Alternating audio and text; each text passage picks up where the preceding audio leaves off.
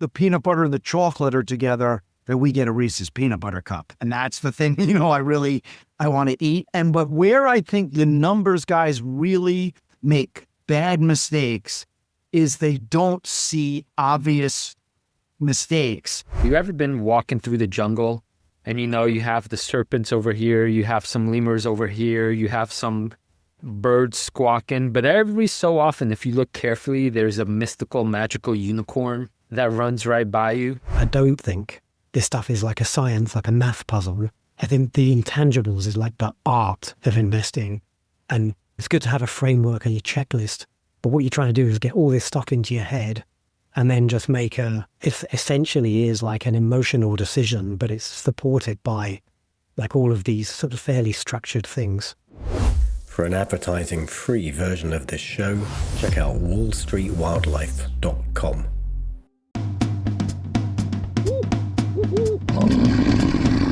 Welcome to the Deep Investing Jungle with your hosts Luke the Badger Hallard and Krzysztof the Monkey Parkowski, and a special guest this week, one of your good buddies. Krzysztof, do you want to introduce our guest?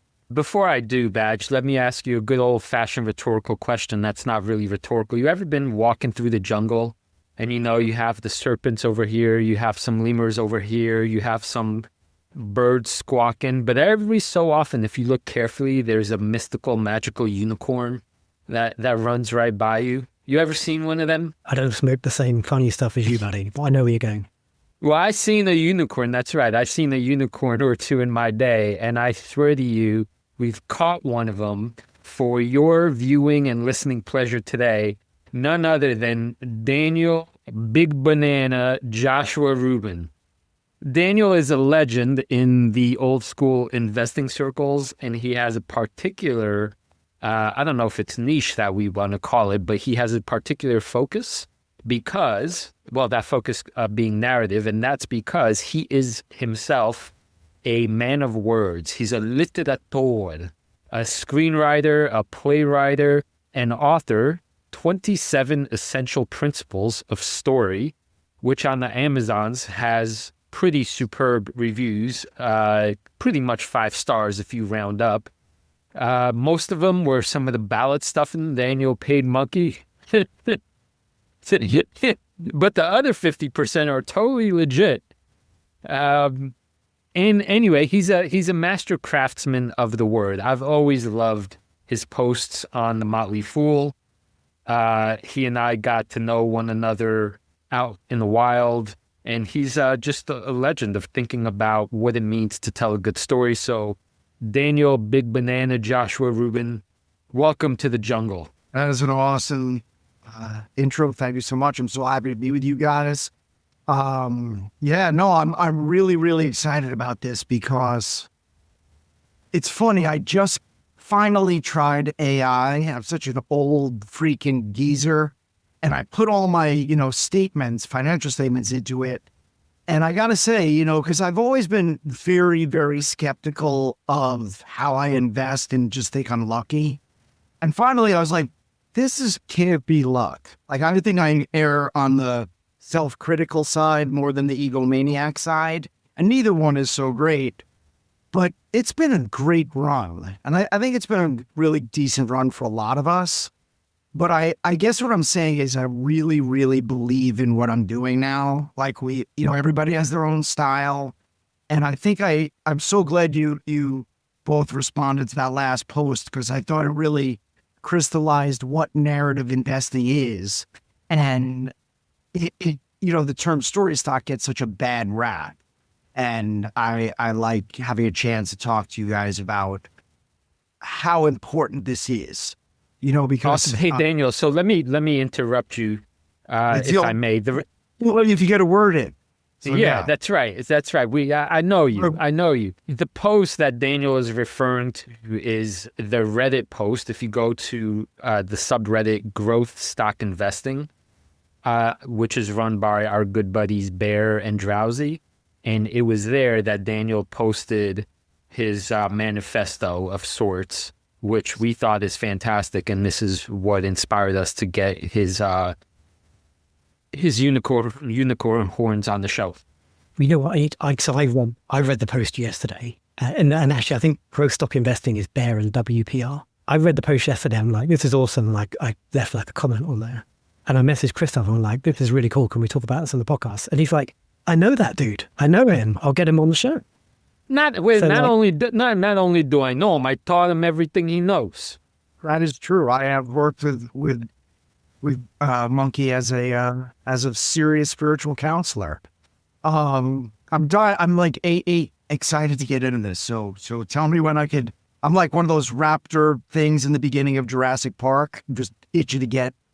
I got a chip on my shoulder about this. So if you mind my just jumping right in with a little bit of this. Let me say why I thought it was interesting, right? Because in the last bunch of episodes, I've been talking about like numbers are really important, but it seems to me like narrative is increasingly important in today's market, and narrative seems to drive things more than numbers.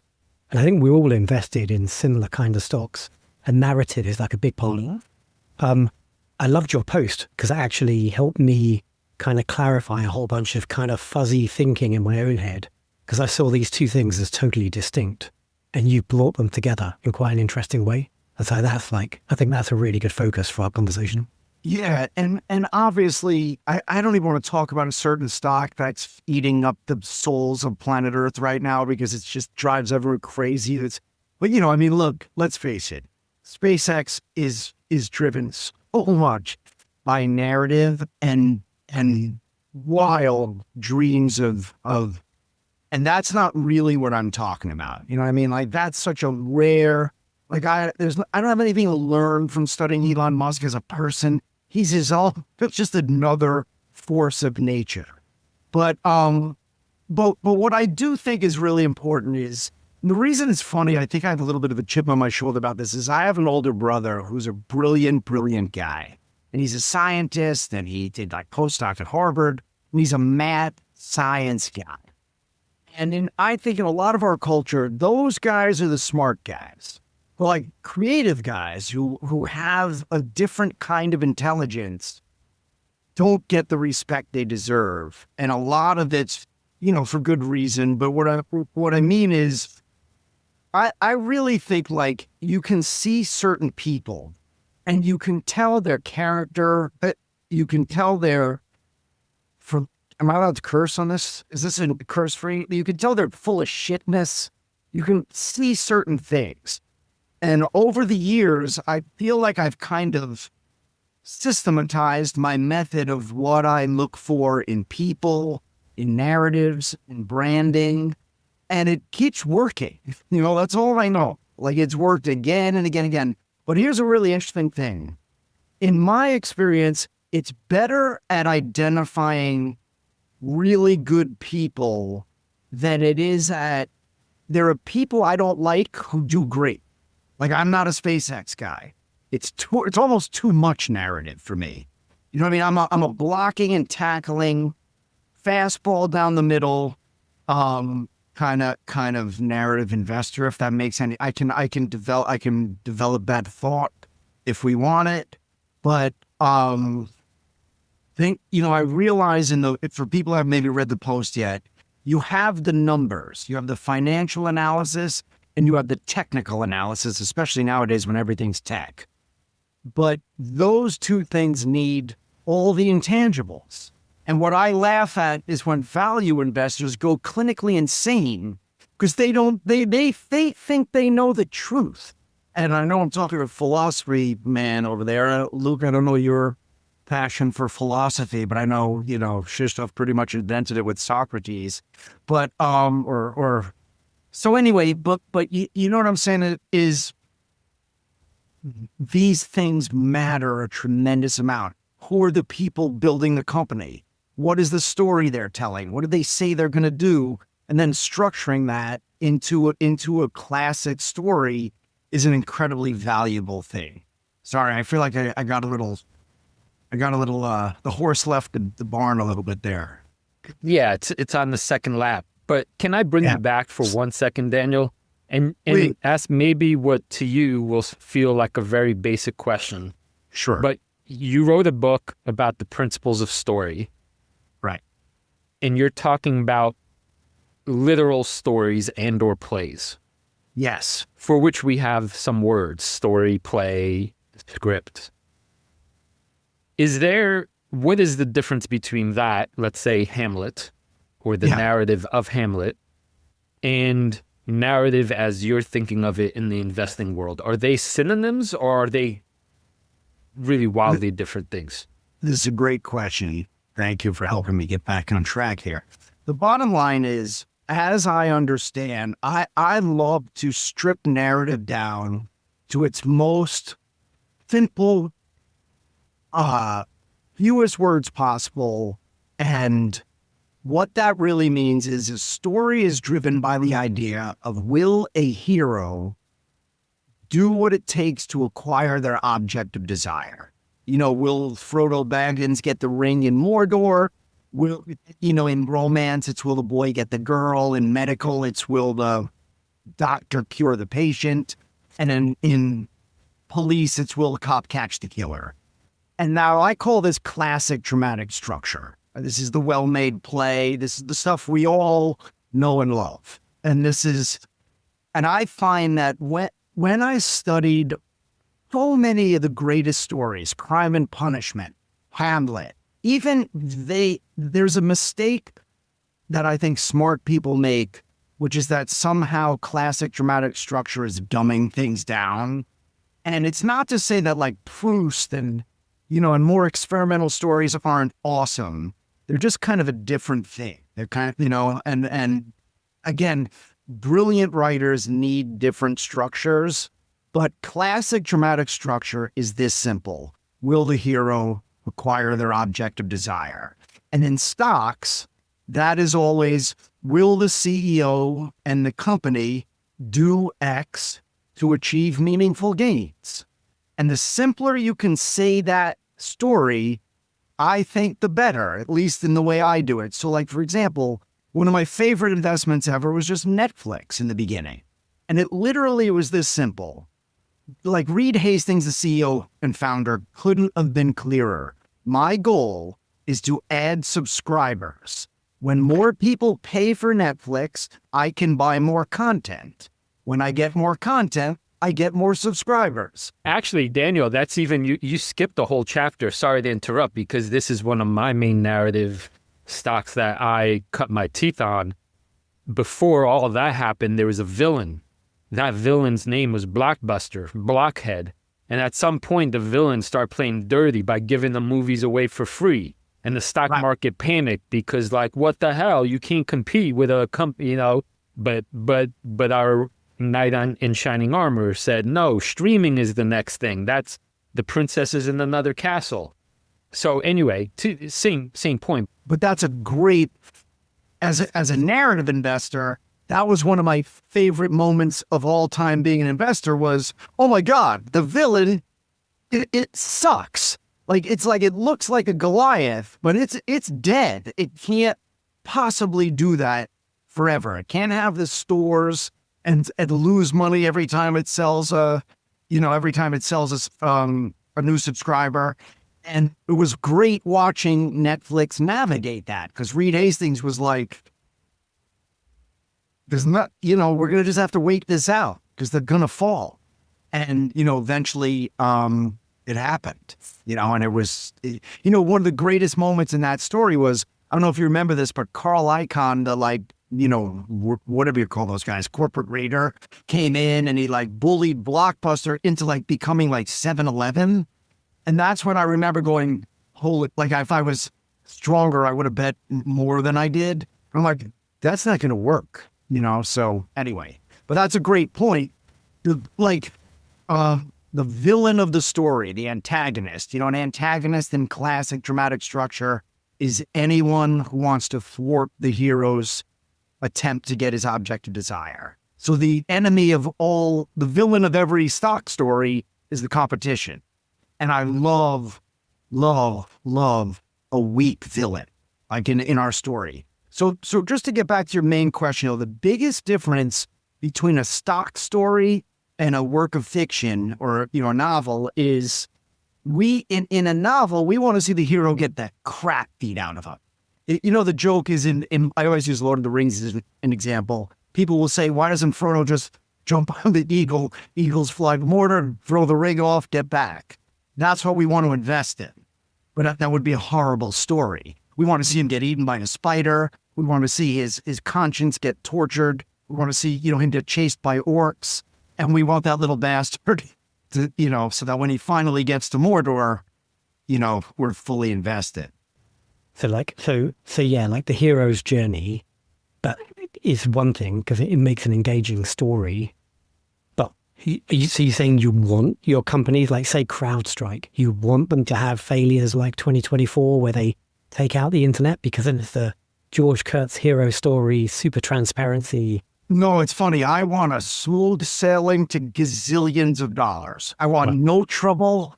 Basically, if I can invest, Warren Buffett has that metaphor of like, you want to invest in the only toll booth, on the only bridge in a town. I want that guy, just collect the money. Yeah. So this is brilliant. See, this is brilliant because this point in this moment, I think really describes the difference between badger style and monkey style in this moment. And that's because, and it's interesting, and it has a lot to do with, as we talk about overall portfolio structure and where we are in life and so on and so forth. It's not one is better than the other, just as a caveat. But there's the story you want to be smooth because the hero is already that much stronger and he's vanquished all his foes and it's just now, he's riding off into the sunset. Whereas I actually want some of the stuff you were talking about. I want a company that crashes in valuation, people have lost faith in, left it for dead, but still survives because from that point, if it survives, the gains will be 50 times larger than a mega cap that's already, just collecting its paycheck. And it's right. And the stuff you were talking about, it's two very different kinds of stories that you're paying attention to. One interesting thing is, one of the things you'll hear a lot in my neck of the woods in more creative writing is that character is defined by choices made under pressure. That's how you know who somebody is. They've gotten their ass beat. So like when CrowdStrike broke like the internet or they did something, they released the product and they somehow forgot to like check it and they got released and it caused total chaos.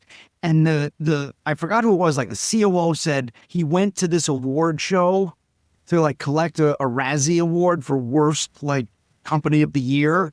And he's like, we sucked. We own it. And George Kurtz, when Delta came out and said they were going to sue CrowdStrike, he said, now I'm going to kick your ass. So he said, okay, well, you're lying and we know you're lying because of A, B, and C. And I think a lot of companies who are thinking about messing with, so you know what I mean? They got tough when they needed to get tough and they got humble when they needed to be humble. And it was like, you can't do better than that, So the bad thing happened, the stock crashed, and it was probably a great time. I'm sure it's at least doubled since then. So you know what I mean? So I think, there's dueling narratives right now. I think people who think we're in a bubble, like me, I kind of went to almost all cash and a lot in my growth portion of my portfolio. And I'm like, crash, you bastard. Come to Poppy. Poppy wants like a 6X when we come back. And there are people who just think now you stay invested and you battle through this. But so yeah, but the big difference again is I think we want a stock story to be as simple as possible. Where supposedly Warren Buffett made his fortune, I think, in American Express, like way back in the day, he figured out they weren't even valuing like a whole section of the company.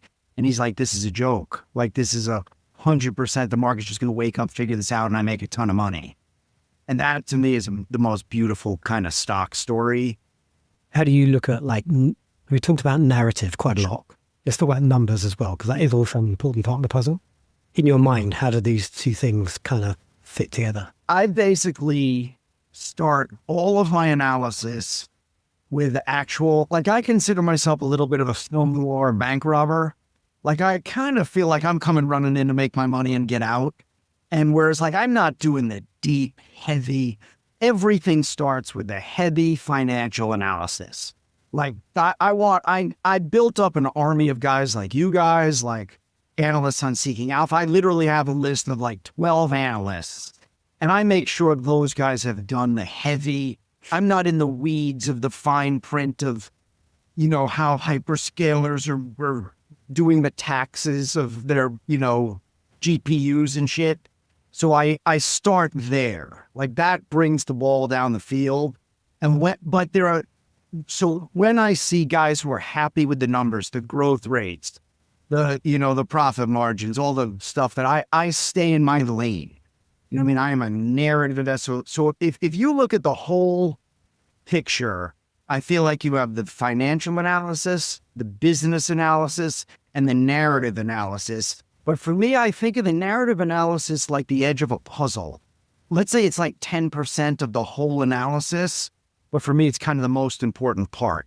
It structures, all the information goes in the, like I love a company right now, and it's the company everybody's lost their mind about, and I was early on it, and I might as well start the trouble. But it's like right now, Nebius and, Aehr are like, it's fun to watch these battles. I love the story of Nebius, but I didn't get really excited about it until the numbers guys came in and were like, holy crap, this is, these guys are closing $1 billion deals. These guys, we understand how they're going to make their money. So I hope I answered that well, but the numbers are essential to the narrative, and they help you handicap the race. You know what I mean? Like if I'm guessing, what are the odds of Frodo getting the ring in Mordor? I want the guy who's going to go, man, I feel like that's like, whatever, 90% chance. Or as you guys would talk about, like asymmetric risk, it's a really, like, I think that's what Monkey's a fanatic about. I know is like, if these guys could put all these satellites in space, or if this company can reinvent batteries as we know it, we're going to make $1 trillion. And those stories are, I think, those aren't my wheelhouse. Can we talk a little bit about survivorship bias, Daniel?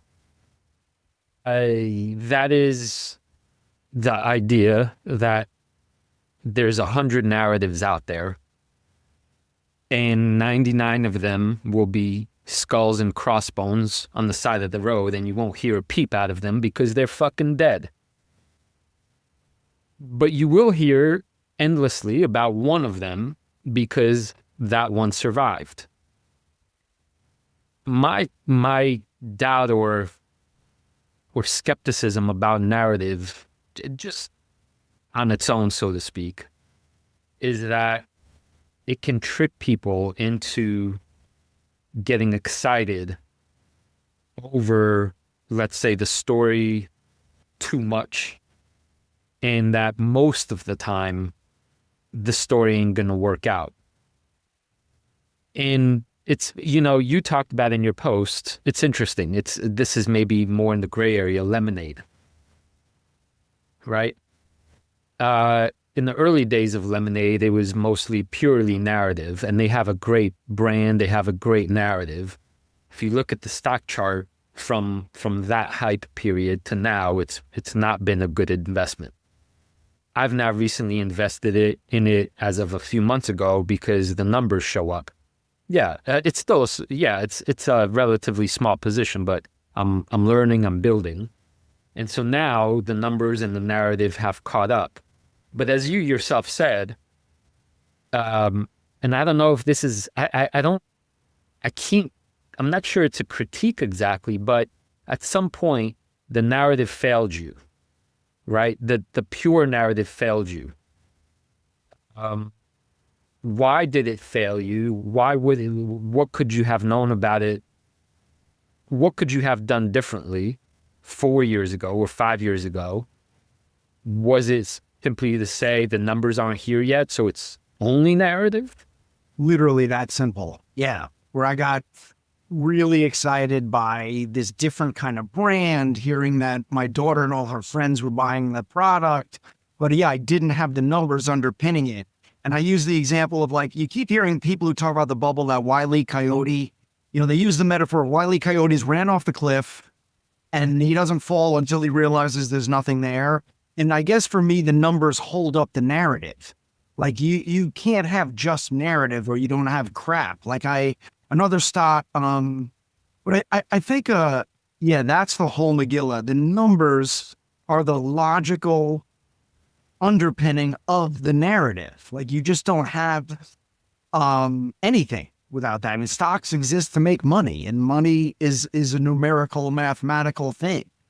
And but one of the things that might be interesting to talk about is I think it's about like stacking. There's like a macro narrative. You know, some people think we're in a bubble, everything's going to crash, they're going to defense. Some people think we're just at the beginning of a new age of information and technology, and they have that macro narrative. Then you have the industry narrative of the company that you're interested in. You know, what semiconductors are going to do X, Y, and Z.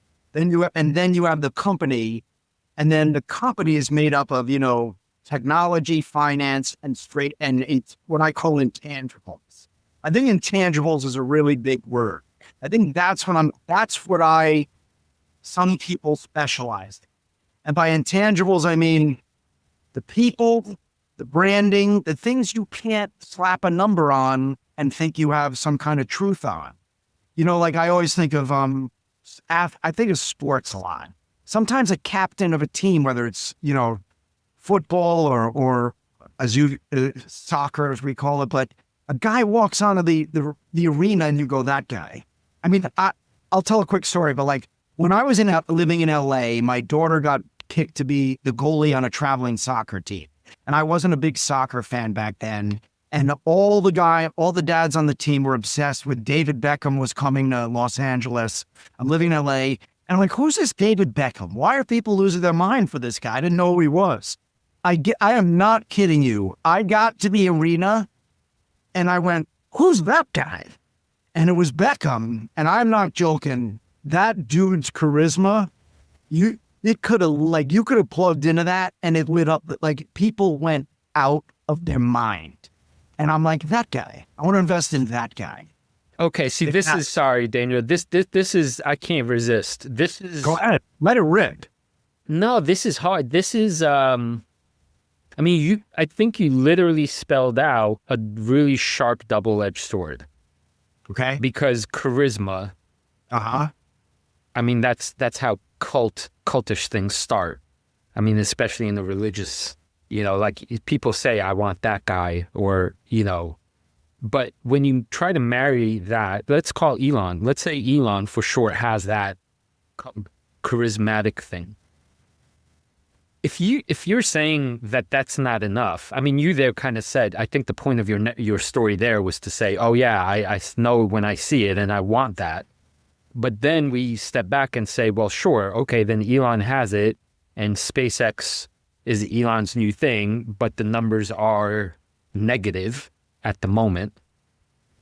Then how is your message different from invest in the charismatic guy? I'm a creative fella, and my energy goes all over the place, and this is going to help me articulate. This is Elon and David Beckham are interesting kind of leaders in a way, in that, okay, I see the charisma in Beckham, right? And I lose my mind like everybody else and their mother does. But then you start to see him, back then the MLS, the Major League Soccer in America, was terrible. Like you watch Beckham play and you're like, oh my God, he can kick the ball like 70 yards and put it right on the foot of other guys. He can score from anywhere. He can run the team from the midfield. All of the numbers and stats and things that make a great player underpinned his charisma. So what I look for a tremendous amount along with the charisma is all the stats that back it up. And one of my favorite books that I think gets to the heart of this, and then I do want to say something important about Elon, is Jim Collins wrote a book called Good to Great, very famous book that a lot of people know in management.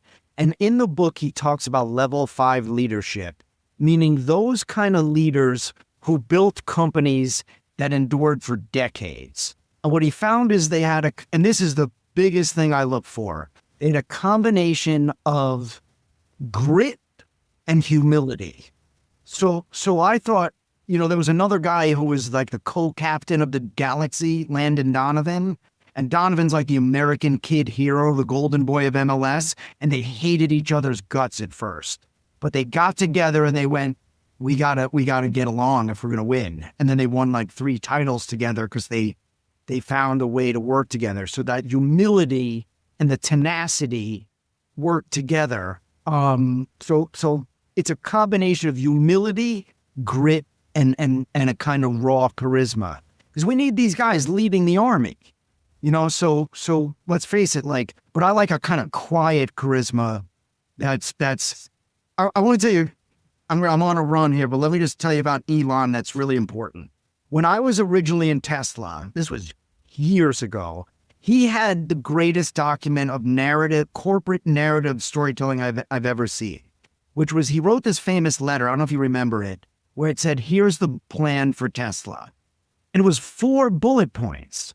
And it said, it said something like build the Roadster, like make electric cars super cool. Then make an expensive sedan. Then get a car everybody can afford.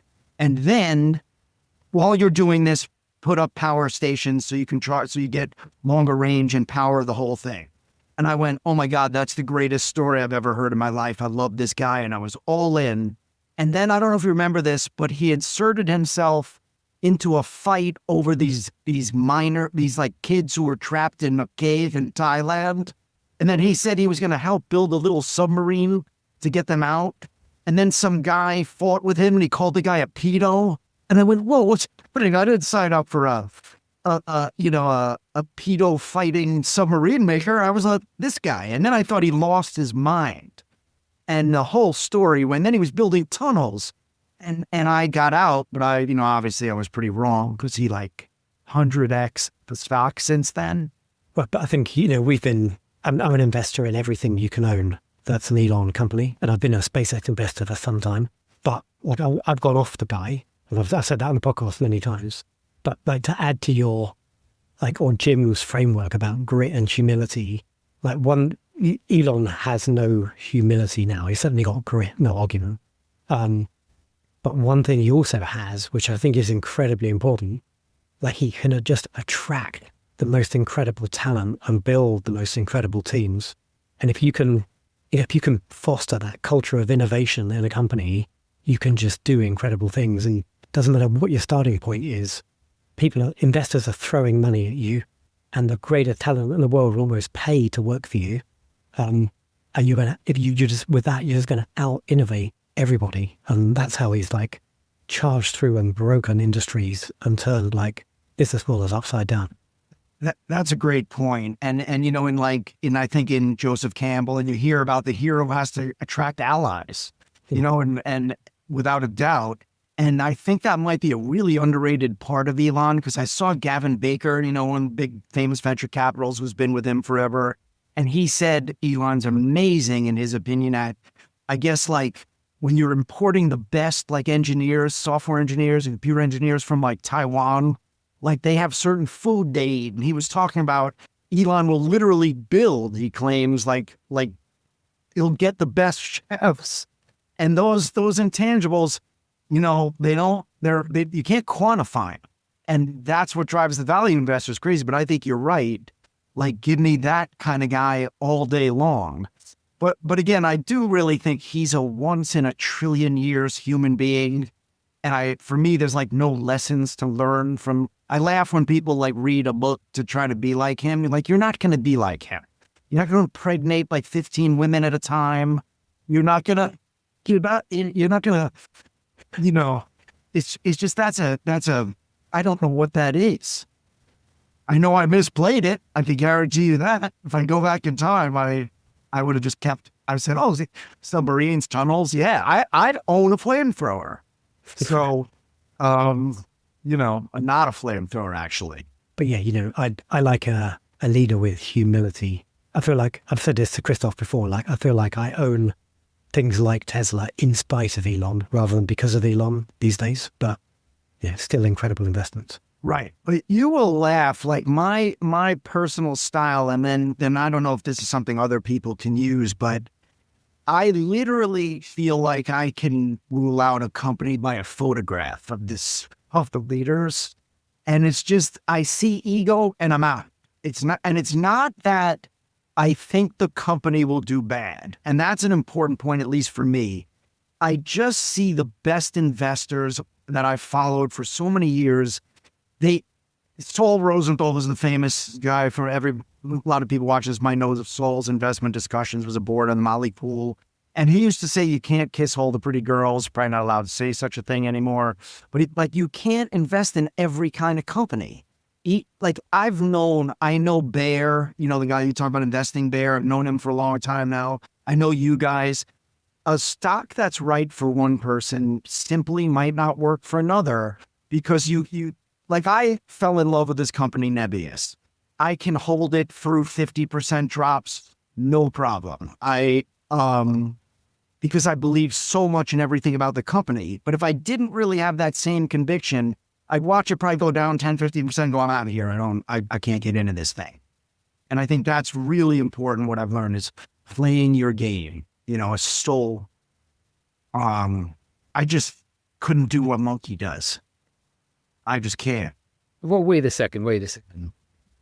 I'm trying to put my pause on what I feel internally are some contradictions. What I hear you saying, I think, is world-class companies are made of human beings.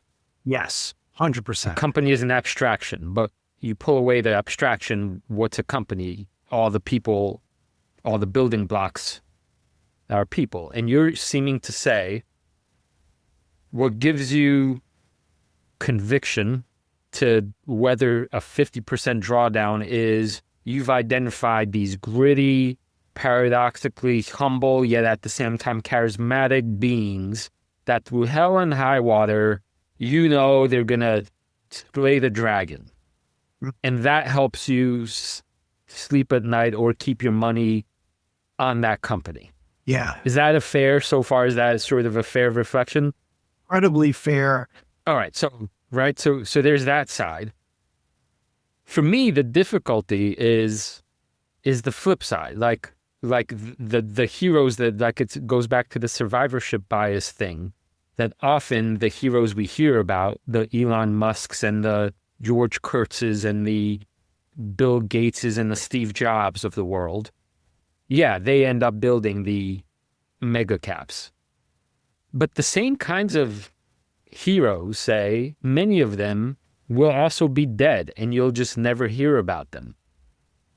And as another counterpoint, the kinds of companies that I've been drawn to more recently are the kinds that they have none of this story. They have no charisma. They're basically in their own little corner with some small valuation, and the only reason to invest in it is specifically because they lack charisma. They lack any narrative, and it's purely like a logical, logistical puzzle that they're going to make this thing, and the market needs this thing, and it's just a matter of time. But it has nothing to do with narrative. But surely that is narrative, no? Like, whenever you pitch, you pitch some random companies on the podcast to me, and not often, sometimes I sit back and I'm like, holy F, like, what the hell is this? AI Shitco is, I think you're... Right? But there is a narrative there, right? You're still telling the narrative, even if it's not like a super glamorous narrative. Right. I think that's a really important point is I talk about this guy a lot, but biologist E.O. Wilson talked about how we as humans, and this is going to be relevant, that we have so much data and so much sound and smell and activity and things happening in our brains. The world is utterly impossible to navigate without creating stories. We do it every minute, all the time. Every single thing we do, you go to a restaurant and there's always a dramatic question, which is, again, will the hero acquire their object of desire? You sit in a restaurant, will you get a tasty meal for a price you're happy with? And when you leave the restaurant, you think the meal sucked, the waiter was a jerk, the food sucked, the story ends unhappily. But every single thing in my world that happens is a story. There's only good stories and bad stories. And good stories, I think this might help clarify something, is good stories are always fueled, in my opinion, by the right person at the right time doing the right thing for that person. So, like there's different, it's helpful to say there's different kinds of charisma. There's a showman kind of charisma. There's a quiet, strong, silent type, which I laughably tell my wife I'm trying to identify as going forward. She's like, yeah, you're the weak, loud kind, son. But, you see some guys, they're just, again, sports is a fun thing to look at because you can see it. It's a lot like stocks. It's a team and you get to, see the physical story playing out before you. But I guess what you're saying about survivorship bias is really interesting. Like I've talked about this before, but here's a great setup of the dream narrative situation. I think it'll never get better in the history of in the rest of my life. And I'll hopefully this is useful. I get a phone call from my brother who is an executive in the pharmaceutical industry. And he's telling me COVID is really, really bad. You need to seriously sack up for this.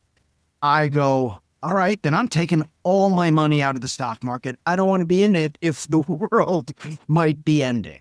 Okay, so I have this giant macro narrative.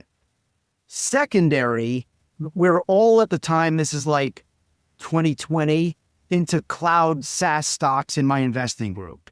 So, you have these companies that have like 90% profit margins, 120% net retention rates, and we feel that they're the best. They don't have to spend a fortune to build factories and robots and all this shit. And we feel they're grossly underpriced because of those metrics. So I have like a macro narrative setting up. Then you have Zoom. So now down to the stock level. So everybody's going to have to supposedly be on Zoom. Zoom has to beat like WebEx is another online thing, and Microsoft had Teams. And then, one more narrative. So you have the macro, the company, and the CEO is a guy who was from China, who fought his whole life to get into America. He gets into America, the great land of capitalism and achievement and opportunity, and he works at WebEx and he builds a video system that immigrants can talk to their families, people can connect around the world, and he loves being part of WebEx like you can't believe. He believes Cisco buys WebEx and ruins it. You hear this narrative a lot. He has to leave the company and build a new one from the ground up. And he believes that video can bring joy to the world. Say that's corny all you want. Putting the little hats on at the beginning of Zoom. Remember when people had like digital hats and like digital, and they make it look like they're in Hawaii? That was a big deal during COVID. I don't know if everyone remembers how miserable we were, but that you could people had their stupid little setups and stuff. Anyway, that was narrative. That was a narrative jackpot of billions, and I bet the living ass out of that. And it was my greatest victory I'll probably ever have, because all the narratives. All right, okay. Hold up. Yeah, Hold up. I gotta claw back at both Badge and you. Yeah, because we're getting, because this is potential dangerous territory. If I were to show you the Zoom chart, right, there were many people that lost a fortune because they bought at the peak of the excitement, and call it let's say they were the latecomers to the party, but they smoked what you're smoking. However, the reality of the world and the market did not suggest that Zoom had infinite growth. And so were they only looking, this goes back to the numbers point, were they only looking at this guy's narrative, so to speak, they were in danger of losing a lot of money. 2, Badge, what's interesting is, when you said, like, when I pitch companies, I talk about their story. But to that extent, there is no such thing as having a company and not having a narrative. Daniel said so himself, right? You can't, literally, what is a company? It's a hero's quest to sell the thing that helps people. So I don't think, I'm trying to puzzle this out in real time. I don't think Daniel's saying if you have to have a narrative, he's trying to say it's a certain kind of narrative that attracts him, which I think he keeps coming back to. It's of a charismatic kind.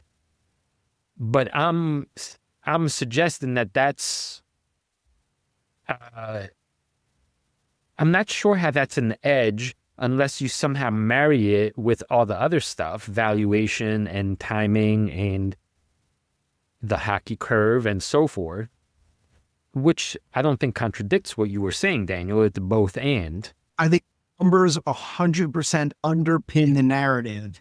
And like, even though I love everything I'm saying, I also tend to get out earlier rather than later. Like when I could have made a lot more on Zoom. Like if I start getting a triple or a quadruple four-bagger, I tend to be like, I'm out. I'm happy. I don't care. But so if people got in late on the narrative, the numbers might have been turning against them. So I don't know about that. But I don't know if this addresses what you're going to say. But I do think if survivorship eyes of this, I don't want to pull us off the subject, but I do think it's important. Like I really could easily be living in a world where Zoom didn't work. You know what I mean? Where 9 billion people being on this platform broke it. And I lost that initial investment. And I am very humble about that. You know what I mean? Is that something you're talking about with survivorship bias? Like then all the great there's no narrative that's like guaranteed 100% the thing is going to work. So, but I think the word charisma is really, I might wish I didn't use that. I look at, it's almost like it's grit and it's intensity. It's depth. It's gravitas. I don't like dumb bastards. I don't like shallow people. I don't like egomaniacs. There's a depth. And again, it's easiest for me to see it in sports. You think of like Cal Ripken in baseball. You think Mark Messier in hockey. You think of David Beckham in soccer or Lionel Messi. You look at that guy. And that guy once stood in front of a Real Madrid and was cursing out all the mothers of the people in the, you know what I mean? He still has 30 goals. He still has, whatever certain speed. He still hits every pass. But a little guy who could stand in front of the opposing arena and curse out all their mothers, that, you know what I mean? That's what I'm getting at. Like, it's a quiet intensity as much as it's, I don't know how long it takes to look at Messi to know there's something different about that dude. And I feel like narrative-based investors can see these things that apparently a lot of my friends who are brilliant math geniuses don't ever seem to see. Like the narrative, I was also a Zoom investor. Unlike Daniel, I didn't get out at the right time and I ended up kind of breaking even. I didn't lose like much money, like a little bit of money. But if you like the narrative was strong at that point, and I bought in also in like early 2020 when it was clear, like the only way to work was to work from home. And there's a whole bunch of like SaaS companies I got into, and Zoom was one of those.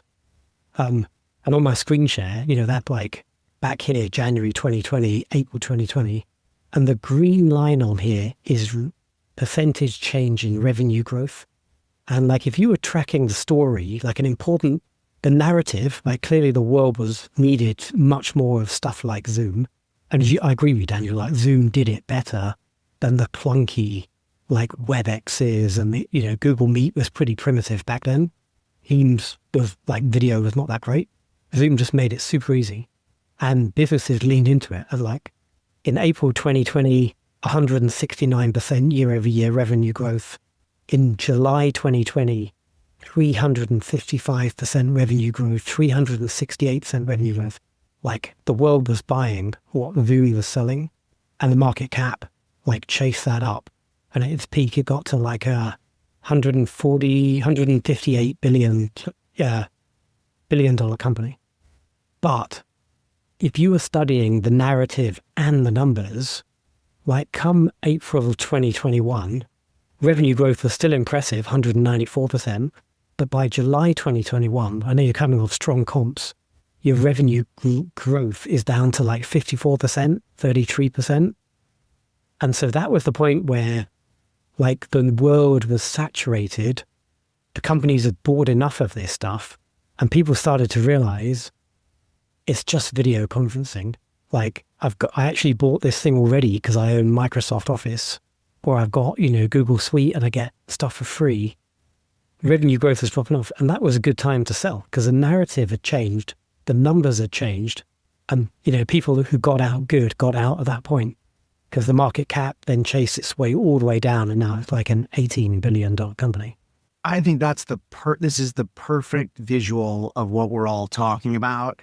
And I think that I really do want to admit, though, really openly that most of my friends who are investors don't do the stuff I do. They don't care about it. They don't think about it. They can give a shit what the logo looks like. And those guys, in my opinion, their attitude is if the numbers are great, all the crap that Dan cares about should be fine. Like obviously the logo, but where I think they can really miss things. So I agree with them. Like if I had to choose between the guy who only knows the narratives and the storytelling and the guy who knows the numbers, I'm giving my money to the numbers guy.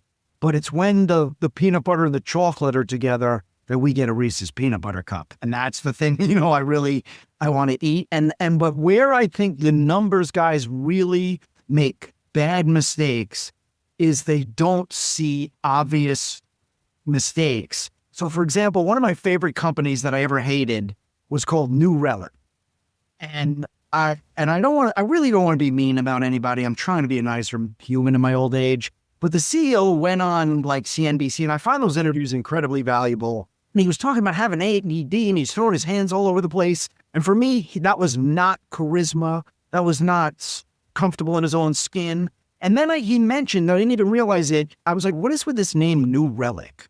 And it turned out it was an acronym for his own name. His name was Lou.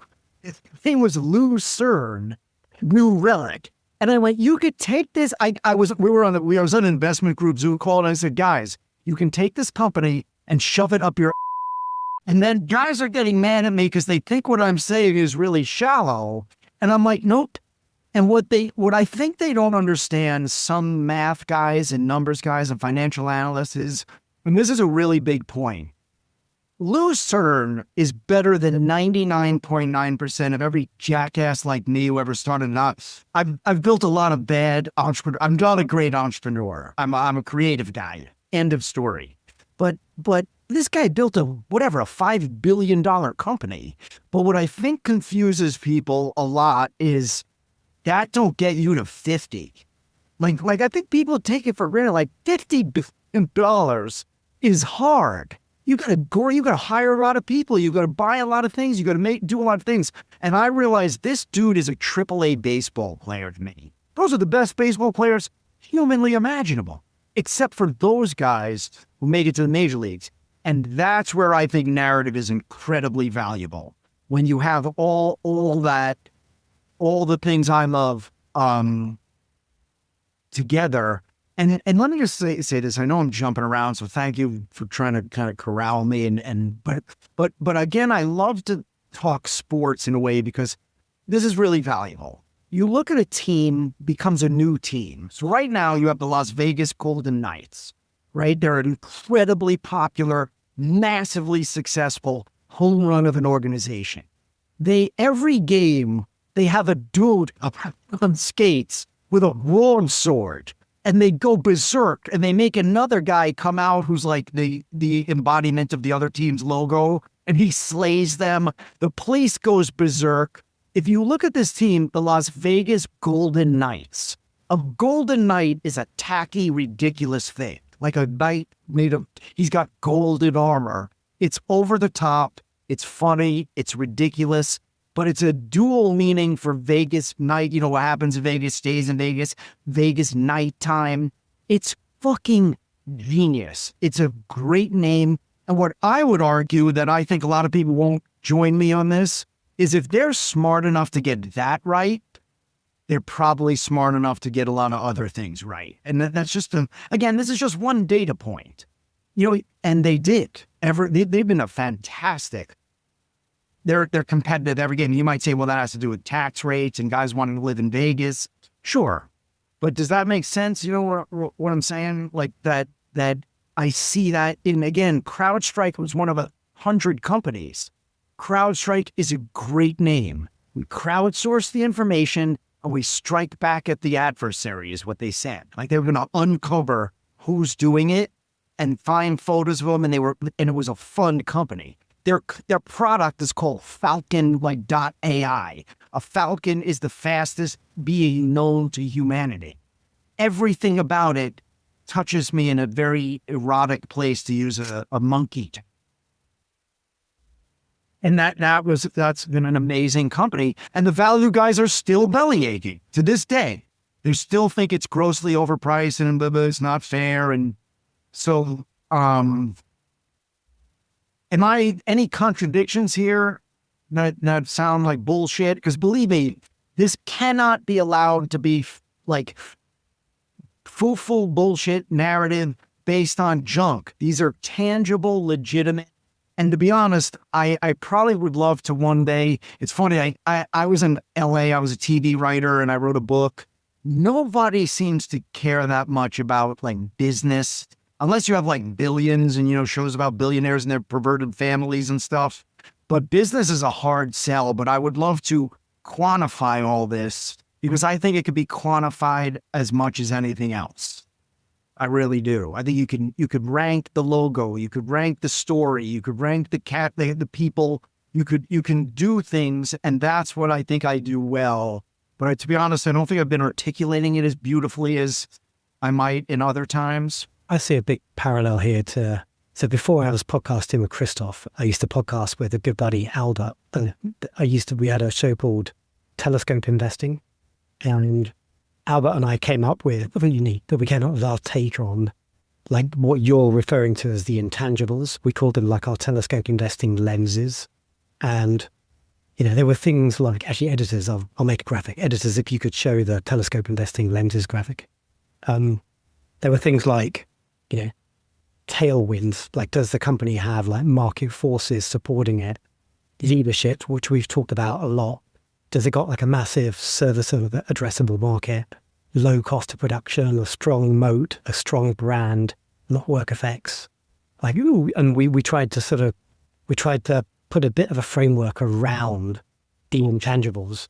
And one thing I noticed, like we're big fans of Brian Stoffel and Brian Feroldi, but one thing I don't agree with what they've done, because Stoffel had his own sort of similar kind of framework, his anti-fragile framework. And he tried to turn it into a science where he tried to actually put like numbers to these things and like add up the score, you know, give it like so many points for moat and so many points for brand. And yeah, he had his own version. And I'd always push back on that. I don't think this stuff is like a science, like a math puzzle. I think the intangibles is like the art of investing. And, you know, it's good to have a framework and your checklist. But what you're trying to do is get all this stuff into your head and then just make what essentially is like an emotional decision, but it's supported by like all of these sort of fairly structured things. Yeah, it's funny. I remember that ranking system and finding it a little complicated about how he was coming up with like the thing. So I don't want to, you know, throw a kick at a fellow, because I like those guys and I like their long-term mindset, I think, is their thing.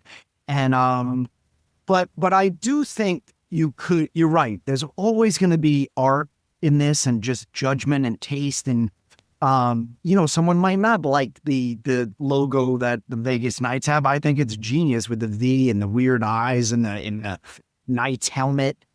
And I can't put a number on that. I mean, I can say, well, I give that a 9 out of 10. I think it's a brilliant logo. But I think that, you can quantify this stuff, in my opinion. I don't know if quantify is the right word, but like one of my favorite companies I think is really worth talking about. I know you guys, I don't know if you still own it or are following it, but you look at a company like the Trade Desk. And here's a narrative I've seen a ton of times. Back when I used to love that company, Jeff Green, their CEO, seemed to be incredibly passionate about advertising.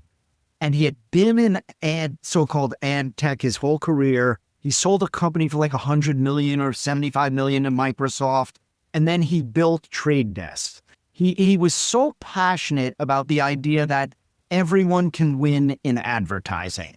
The guy selling the ad, the guy watching the ad, the TV station, everyone could win.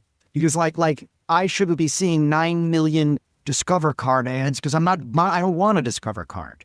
So everything about that guy's thing was perfect. He seemed to have, he had a guy named, remember the guy's name was Pickle, was like his COO, and everything seemed to be going perfectly.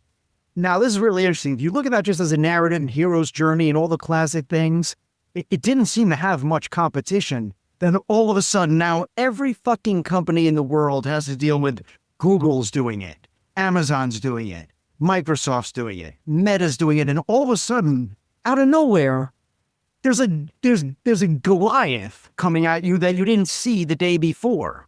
So now it seems though like Amazon is actually starting to beat them. I don't even follow them because I don't own it anymore. But now it's like, I don't want to fight that guy, Amazon. Like that's freaking terrifying. And now all of a sudden you see, if he's like the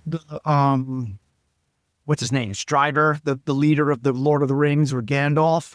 If all of a sudden you see, and now everybody's quitting Trade Desk, you see like the CFO left, that's not good. You know what I mean? Now, it's literally like the villain showed up on the horizon, and if it was Lord of the Rings, the dwarf left, the elves left, everybody's gone. And now, but it's an amazing like Shakespearean story. Like, let's see if the dog can, I love watching it and keeping an eye on it. Let's see if Jeff can pull this out, but not with my money. That narrative's gone south. Daniel, I have a pop quiz question for you. I love doing this to Badger, but as far as I could tell, among the three of us, I'm the sole representative who's put in a lot of sweat, equity into learning technical analysis. And the reason, and the reason I've done this, especially, and I've ramped up those efforts in recent times, is because there's a saying in this domain of the investing world which says only price pays. And that is distilled to, basically, the way I'm going to translate it is, fuck your feelings. The market does not care, or rather, as an investor, the market can take this narrative stuff and the feeling stuff and the logo stuff and make mint stew out of it, because at the end of the day, you either get paid or you lose money, and there's only technically one thing that decides that, and that is the price at which you enter and the price at which you sell. And then out of that is born this cottage industry, for better or worse. Not a cottage industry. It's a huge thing. But it could be simpler or it could be more complicated, that the only thing you really, according to these fellas, need to pay attention to is the call it the brutal facts of price. And obviously, I believe there's a lot to that. And it helps address all of the things we've talked about to some extent. Zoom could have a great narrative and it can make for a bad investment. When do you sell? Well, you would need a price chart to tell you that, according to this way of thinking. And I think my pop quiz question to you is, let me see if I could phrase this correctly. Every time you talk about the positive of the narrative, I'm buying it, because I know what you're talking about. I could feel it. I believe in it. I know what it means to build a great company. It requires these things. And simultaneously, I've caught you saying things like, you got it out in time, right? Whereas the other guy didn't get out in time. Well, that's not a question of the narrative. I mean, or maybe I'm thinking of the way you're describing narrative in too limited a way. Maybe you sense that the villain has already showed up, but the stuff about narrative to me gets really squishy and kind of unknowable in a way that the price stuff is more quantifiable. Well, put it this way, like if my numbers guys, and again, one of the most beautiful things about this situation, this very podcast we're on now, and the community and the way you talk about having Aehr and Drowsy on and long-term mindset guys, we're really in this together. And I'm going to say something really corny here. I was studying religion lately, and one of the things I was about my religion, I'm a Jew, is, and this will be relevant, the Hanukkah candle, when you light one candle with another candle, the original candle does not give up any of it doesn't have to sacrifice to give to the other one. The fires keep burning, and each candle is beautifully lit, and we're sharing a similar kind of thing here. And so I guess what I'm saying is the numbers guy, when my guy comes to me and he goes, Zoom is making much less money now, they had to lower their price. I'm not going to say, but the name Zoom is so much fun. Grandma loves it. It's like, look, this narrative has been injured. Like that, the numbers are beyond incredibly important to the narrative. I guess I think the narrative has some predictive power that numbers don't always have. Like, I don't fully appreciate why numbers really work as well as they do. And maybe I'll make people's head explode with my mathematical ignorance, which knows no bounds. I don't know anything. I can barely explain to you why division even works. Okay, so why you divide this number and that number. Anyway, but my point is, I use the metaphor of the drunken pilot. Let's say I walk onto the plane and I see the pilot coming on, and he looks like he's stumbling. Like, I'm like, this dude, he looks at me and he's like, hey, you doing, man? And he goes into the fucking thing and he closes the door into the into the cockpit. And I go, that dude looks drunk. I'm not going on this flight. The numbers guys, in my opinion, will come on and go, this dude has flown 50,000 miles. This plane has never crashed. It's got these hydraulic lifts, and they'll write 20-page research reports on the nature of flight. And I'm like, the dude is, look, I didn't give him a blood test. His eyes are hanging down. He's mumbled at me, and I think he touched his penis. Uh-oh, did I just blow it? Oh, wait, please, beep that song. That was just not necessary. I got off the story. But anyway, you know what I'm saying? So I think narrative has predictive powers that numbers might. So when I don't fully understand why my guys who love growth stocks are so fanatic about, I only invest in the best, and I follow them. It just keeps working. But it's like, isn't that priced in, I guess, is my question. You know what I mean? Like they go, well, it's got the best growth rates. It's got the best, and they name all the metrics. So why does that mean it'll exceed those growth rates to justify a gain in the stock price? You know what I mean? And that's what I call it, numerical arrogance. You need both, right? I think that's a good example. And at the top of the conversation, you talked about, like in your post, you talked about like the Rain Man guy who won't invest because the numbers are bad, even though that they're blind to a narrative, which is really quite important, particularly for a younger company. Like some really young companies have no numbers. Like there's nothing to even look at, but they're still potentially investable. You just have to understand the risk. And now you've got this good example with your drunken pilot of the numbers guy refusing to sell because the numbers look good, but the story has changed. And if you're not like horizon scanning, looking at the world has changed, the pandemic is over. People are going back to the office. We don't need those things we used to have. AI is coming, like it's here. It's changing the nature of what it means to like have a job. If you're not, I actually have a funny story about this. And now this could be a personal thing. Maybe it's my own abrasive personality or something, but I do find this narrative talk has a short shelf life. People get irritated with it quickly because they think it's bullshit. So interesting thing, on this message board, Falls Investment Discussions, I got really popular because I was writing about narratives and the fun stuff, and everybody was making money and everybody loved me. When I was just saying, guys, these numbers that you have are backed by incredible stories, and everybody loved me. And then there was this is a true story. There was a company called Aehr Test Systems, AEHR was the ticker. And everybody loved it. It was a hot stock, and I piled in because back then we're losing our minds and investing in everything. And that's funny how quickly people go insane. But I look at the company. I'm like, let's see who these guys are. And the website looks like I made it myself in like Word 94. And I'm like, that's not great. Then I find a video of the CEO that he's made where he's running for the board to run the board of his golf course.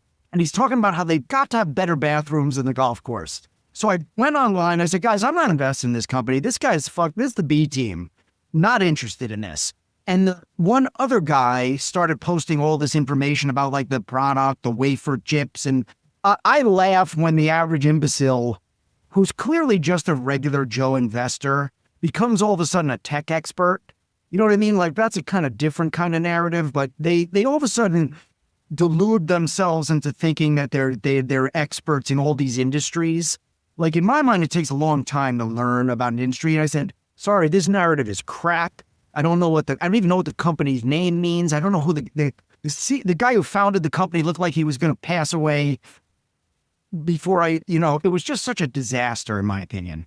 And they told me to shut up. And if I kept talking about it, I was no longer welcome on the board. And I basically told them, you can go, you might know these things. I said, here, I'm bowing to you guys, but I'm giving you my middle fingers. So the main guy threw me out of the group. And that was a bummer. So I just want to say, I fully understand that the place that I hang out in is, I looked ridiculous for a little bit, but I really was, at least, I don't know if it's gone back up since then. The stock did drop. Right. Well, that's fine. That's why there's so much that's paradoxical about a lot of the stuff you're saying. But at the moment, the stock is at all-time highs. You would have made serious money had you invested in the guy. Yeah. Wait. Yeah, I remember. Yeah, I started. I'm saying. Let me finish this, Daniel. Because this is what I'm trying to articulate. The guy, because I know a lot about this company. Yes, the guy who made the website that looks like it's dated from 1994, who has these qualities that are piss poor from the charisma angle, is the same guy that now has a stock trading at 118, all-time highs, up from the lows of 7. So that's over 12x, 1,200%. And so I'm just here to say, yes, I mean, it's not an either or. And I keep if there's one animal I'm mean to, it's the poor horse, where I keep saying investing is a complex system. And if you think about it in a rational way, where you're trying to either do one thing or another thing, and you're trying to draw straight lines, you're going to get burnt. Because complex systems have emergent qualities that are impossible to foretell ahead of time. And I would argue, what I'm taking away from your contribution here, is that you should not ignore one of those variables you're calling narrative, because they add to the complexity. But at the same time, if that's your predominant way of assessing companies, you're going to get hosed, because you're ignoring all the other things. And sometimes a website from 1994 is telling you something about narrative that's a warning sign, but other times, who cares? Because they make these really complicated doohickeys that test the durability of semiconductors, and in the age of AI, turns out you're going to sell a whole lot of them. Website from 94, be damned. There is some element of this is like resulting because we're criticizing certain decisions each other made because like the world, things just worked out differently, but they didn't have to work out that way. And I think there's something important Daniel said that I totally buy into. Like if you don't believe in the narrative, you don't believe in the story of the company, you kind of like you shouldn't be a shareholder, because you're going to use the Reddit term, you're going to like paper hands it, right? You're going to misplay it because you just don't believe in like this mission, even if the numbers look good and it's like charismatic. You know, if you just like, you're like, this website is bullshit. Like, I don't want to be part of this story. It just makes sense to kind of, you know, get off, because even if the stock does well, you're going to misplay it because you're going to, you're going to make an emotional decision, not driven by like where, you know, having your heart in that company. Right. And in some ways, I really do think that I speak for, and I'm not being like self-deprecating. In some ways, I speak for the great masses of ignoramuses who don't necessarily have the skill set or the time to, like, the narrative of Aehr test systems would probably look incredibly different to me if I really understood how they made those chips, how those were going to fit into like electric vehicles and whatever it is they were saying. And those guys, probably none of their business comes from anyone looking at the website. You know what I mean? Like, and they don't care about the name of the company. They care about if that chip is going to work in that car. And so I do realize that I think I personally, and we all have to have our own game, tend to favor more consumer-facing things where brand might matter more.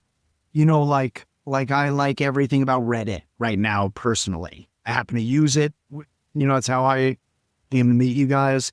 I mean, how we came to set up this one call. And I think the name's great. I think the leadership's great. I think the lack of debt is great. I think the human nature in a more artificial world is a unique thing. So, but I do think narrative might matter more in like consumer facing things. But at the end of the day, I think what I'm saying that's really important is what I learned as an entrepreneur that's been really hard. It's funny, kind of a paradox, but is the hard part's not the great product. The hard part's telling everybody about it, in my opinion. Like, it's hard to get the word out, you know, and I think one of the geniuses of Elon Musk is, and I think of Trump, is they have an ability to say something and rile everybody, and everybody pays attention because we, you know, being in the stock market, some companies pop up and no one cares about them. There's no passion for them. And other companies, people are ready to go to war. Like, I laugh about the Nebius Iron battle. Because, like, why if you like Nebius, do you not like Iron, and vice versa? Because passions get stirred, and I'm interested in why that one, not that one. But I do think great stories are about spreading. And I think it's about, like, this is kind of ridiculous, but in my mind, I think I don't know if other people do this, I visualize like a river of money. I really do. And like, I imagine, and I know there are people who are going to be like, this guy's an idiot, which is fine. Yeah, I get it. But like, how easy does that money flow to me? And I think the best stories use the logo, the story, the people to make it seem like it'll happen faster. It's kind of a metaphorical version of the S curve.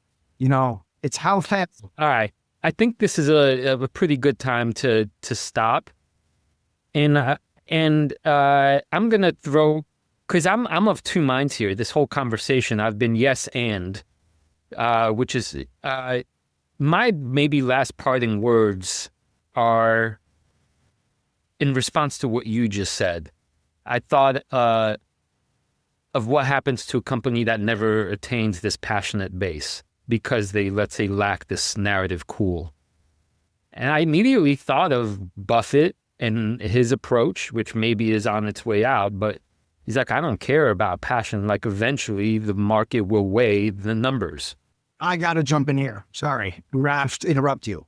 This is very important, why I'm taking the audacity to interrupt a man I respect as much as you. Buffett is a cult. Berkshire Hathaway, I bought this old textile mill and it turned into this great thing.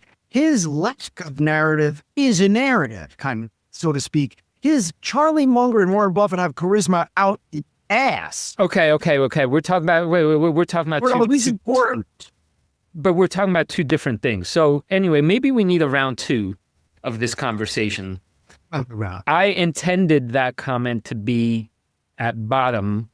In the short term, you get all these hypes and passions and companies skyrocketing. But according to Buffett's fundamental mantra. It's, in the end, it comes down to numbers. Does the company provide value? Is it fairly valued? So that's... I agree a billion in the long percent. term. Yes. In the long term. Badge. So I'm walking away from this conversation, ambivalent is not the right word. It's more like, again, yes and. And I'm, by the way, Daniel, you know this. I love a fucking good narrative. I'm just trying to be responsible and not get swept by. I think we've hit some pretty good points, and I like Daniel's framing of numbers and narrative. And I know we focused on narrative a lot in this conversation, but we've all acknowledged that the numbers are super important. And the best companies have both. And when one of them fails, either one, like that can make the company uninvestable. I think we're all kind of agreeing on that, are we? Absolutely. And I've even said I couldn't be, more passionate about this. I think having a stock buddy, and this is kind of interesting because I think it's relevant. One of my best friends, it posts to the boards as stock novice. This guy named Joe, he is a numbers man. He's a brilliant guy. He's an MIT guy. He really, really watches numbers like a maniac. And because, as you can tell, I'm an intense and somewhat repetitive fellow. The funny thing is I called him the other day and I found out all these things I loved about Nebius again. And he goes, I don't want to talk. He was getting testy. And he goes, their ARR is supposed to be 7 billion and 9 billion.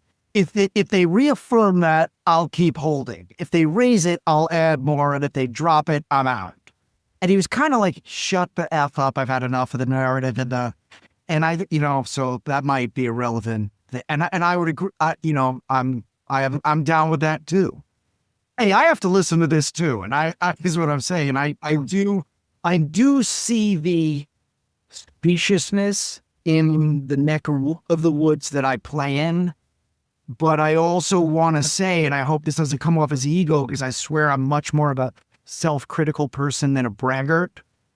My performance has been really amazing. Maybe it has for most people I know, because everyone I know thinks they're a genius right now, which starts making me very nervous. But this has worked for years and years and years. And it works because we're all in it together, though. You know what I mean? You have, I don't know if everybody knows the newsletter Hypergrowth with 3 H's, this guy Muji. But I like when Muji loves the tech, and you who do financial analysis and tech analysis love the numbers. And I love the narrative. Why can't we have it all? Can't we all love each other? Can't we all get along? That's what I say. But that's how I use the word and. It's Danny and Luke and Badger and Monkey and the tech guy. And it's a big, beautiful guys in a big hot tub. And that's how you get the best investments. That's my button on it. I think that works well. Like there is room to be a contrarian investor, and Krzysztof likes to live in that zone sometimes. But there's many ways to make money, and like the one you set out is kind of an easy one. Yeah. Badge, you showed a chart from Fiscal AI in our conversation.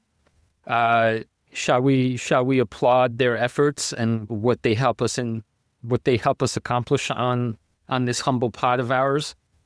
I mean, we were in the middle of a conversation, right? And to make an important point, you pulled up their chart live and you showed 2 lines, and it's really powerful. It told a very specific kind of narrative that's hard to do otherwise. So if you are not a Fiscal AI user, please check out their website, fiscal.ai/wildlife. Put in our code, wildlife. You get a 15% discount, no credit card needed, and it will make you more of a beastie type investor. If you want like a charismatic leader and a company that's going places, like their CEO, their founder, Braden Dennis, I've met him a bunch of times. He's a super smart young guy. He's taken this company places. They're now plugged into like every AI stack. They're supplying all the numbers for Google Finance. Like Wow. This is like real institutional grade software available to you guys for a bargain price. And if you use our affiliate code, fiscal.ai/wildlife, you'll get a 15% discount off of that already target price. Daniel, thank you for joining us in the deep Here, investing jungle. Thanks for going to the fringes.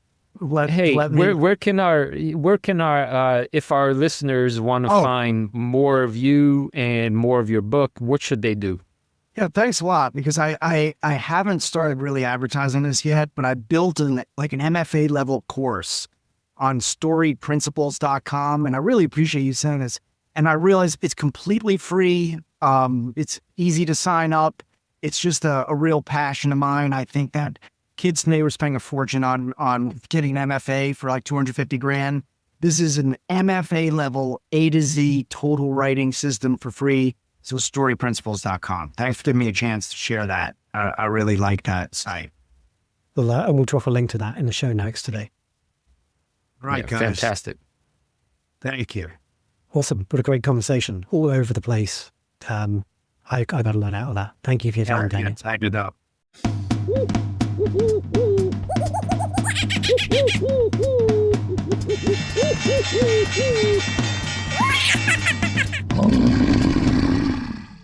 A reminder that the people on this program may hold positions in the companies that are mentioned. Buying and selling stock carries financial risk, which could include loss of capital. The views in this program should not be taken as personalized advice. Before acting on any of the information provided, listeners are encouraged to consult a financial or tax professional.